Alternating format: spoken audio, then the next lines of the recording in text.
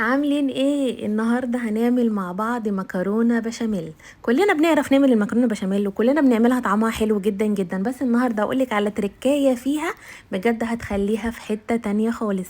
زي ما انتوا شايفين هنعمل مكرونه بشاميل جوسي، هنعملها بقطع فراخ بطريقه جديده جدا، تتبيله للفراخ.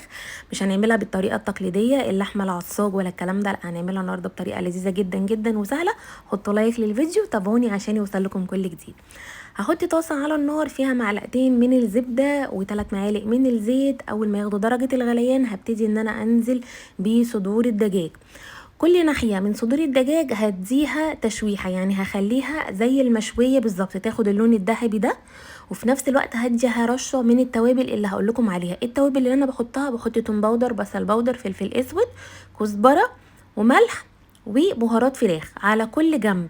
او الجنب الاولاني نزلناه في الزبدة، اول ما هيبتدي ياخد لون هنرش على طول توابل على الناحية اللي لسه ما استوتش زي ما انتوا شايفين كده. وبعد كده هنبتدي ان احنا نقلبها.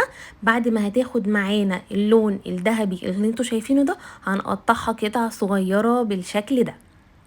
بعد ما هنقطعها، مكان ما حمرنا او شوينا الفراخ هنبتدي نحط 3 فصوص توم مهروسين. اول ما هشم ريحتهم كده طلعوا مع الزبده، هبتدي ان انا انزل عليهم ب3 معالق كبار من الدقيق، وهبتدي ان انا اقلب. واول ما الدقيق كده يتجانس مع الزبده ومع التوم، واحس ان الدقيق يعني ابتدى يدخل في السوى عشان يبقى طعمه حلو، هبتدي اني انا انزل عليهم بلتر من الحليب. كده معانا الدقيق اتشوح وبقى ريحته حلوة وتمام. هبتدي بقى ان انا انزل عليهم الحليب، وافضل اقلب اقلب اقلب لحد ما الاقي القوام بتاع الصوص بقى كريمي. هو البشاميل اللي احنا بنعمله النهارده غير التقليدي خالص. اللي احنا بنعمله مش بنحط له توابل كتير، ولا بنحط له توم، ولا الكلام ده، ولا حتى بنعمله بالدسم اللي بيبقى نازل من اللحمه المفرومه او كده. لا، احنا النهارده بنعمله بالزبده اللي شوحنا فيها الفراخ. هنبتدي ان احنا نقلب. لو حسيتي ان الصوص بتاعك تقل، هنبتدي نحط عليه كوبايه حليب تاني. ومع التقليب المستمر هيدينا برضو القوام الكريمي اللي انتوا شايفينه قدامنا. عايزه اقول لكم ان الطعم مختلف تماما عن المكرونه البشاميل اللي احنا بنعملها. طعم الثوم فرق جدا جدا. ضفت كمان بقيه التوابل اللي انا تبلت بيها الفراخ، ضفتها على البشاميل. وابتديت ان انا برضو التقليب المستمر في البشاميل اللي بيخليه معاكي كريمي مفيهوش اي تكتلات. يمكن انتوا شايفين ان في تكتلات صغيره، دوت يا جماعه التوم. ده مش عجين ولا البشاميل بتاعنا مكلكع خالص، لا دوت التوابل اللي احنا حطيناها والثوم المفروم. لحد هنا الصوص طعمه حلو قوي قوي، والملح بتاعه مظبوط وتمام مفيهوش اي مشكله خالص. هنبتدي ان احنا ننزل عليه كوبايه من الجبنه الميكس ما بين الموزاريلا والشيدر الميكس، تديله طعم حلو جدا جدا. انا مش هخليهم على طول على النار اسيح يعني الجبن كلها، لا انا عايزه بس الجبن تسيح حاجه بسيطه، عشان لما اضيفها على المكرونه وادخلها الفرن تسيح بقى كلها، ونطلعها ونشوف بقى الدنيا هتبقى عامله ازاي. ده خلاص كده الصوص بتاعنا استوى وبقى زي الفل. يلا بينا نحط المكرونة على بعضها.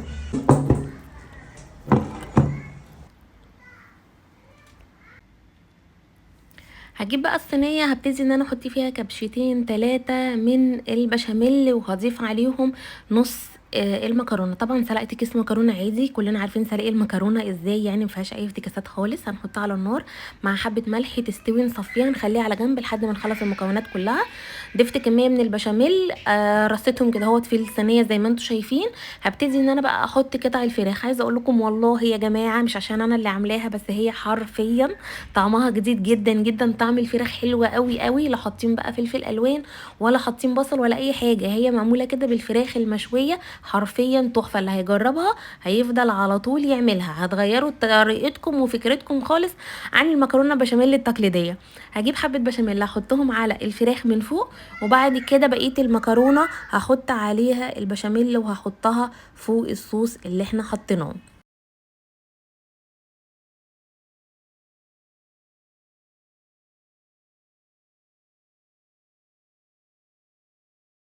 بعد ما هنساوي بقى طبقة المكرونة كده، هننزل بالصوص على الوش من فوق، وهنبتدي ان احنا نساوي الصينية بالشكل ده. بعد كده هنحط عليها رشة من الجبنة موتزاريلا، ونسيبها بقى وقت الغدا. ندخلها على طول الفرن على درجة حرارة 180. لو الفرنة بتاعتك عالية مش هتاخد 10 دقايق، لو الفرنة بتاعتك هادية شوية ممكن تقعد معاكي نص ساعة او تلت ساعة حسب الفرنة بتاعتك يعني. بس وتاخد السوا بتاعتها وتاخد اللون بتاعها الجميل اللي احنا عارفينه ده، اللي بيغرينا بيخلينا اوه واو ايه الصينيه الجامده دي، فحاجه تحفه يعني. هنطلعها وهتبقى بالشكل ده يا جماعه، حاجه تحفه تحفه تحفه. قولي لي رايكم في الكومنتات، وارجع تاني اقول لكم ما تنسوش اللايك، عشان اللايك ده بيرفع لي الفيديو وبيخلي اكبر عدد ناس يشوفوا الوصفات بتاعتي ويتابعوني عشان يوصل لهم كل جديد.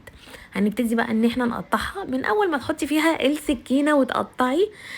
هي جوسي يا جماعه، لازم تجربوا الطريقه بتاعتي في المكرونه البشاميل. والله يعني هتنسوا اي مكرونه انتوا عملتوها قبل كده او اي مكرونه انتوا اكلتوها قبل كده.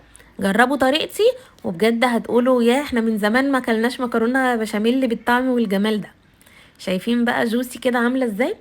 هي حلاوه المكرونه في البشاميل الكتير، بس مش اي بشاميل بقى، يعني البشاميل لما يبقى مظبوط بقى كده بيدي المكرونه طعم حلو، لكن لو البشاميل معمول كده اي كلام فهتحس ان انت مش بتاكلي اصلا مكرونه تراضيكي كده من جواكي يعني.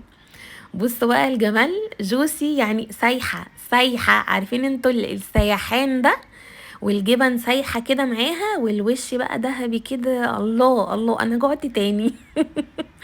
جعت تاني، لازم تجربوها بجد. شايفين الجمال عامل ازاي؟ طبعا بألف هنا وشفا على قلبنا وعلى اللي اكل منها. ف ما اعتقدش بقى ان بعد الجمال ده مش هتحطوا لي لايك للفيديو، وكمان تتابعوني عشان يوصل لكم الجديد كله. نجرب بقى، عايزه اقول لكم قطع الفراخ مديه طعم وودت لون كمان للبشاميل والمكرونه يجنن. بجد يا جماعه كان طعمها تحفه قوي، مش عشان انا اللي عاملاها لا، بس مسير اللي هيجربها بطريقتي دي هيقول لا فعلا حقيقي طعمها حلو قوي قوي. بصوا عامله ازاي. ودي كانت وصفتنا للنهارده، واشوفكم تاني بفيديو جديد. باي باي.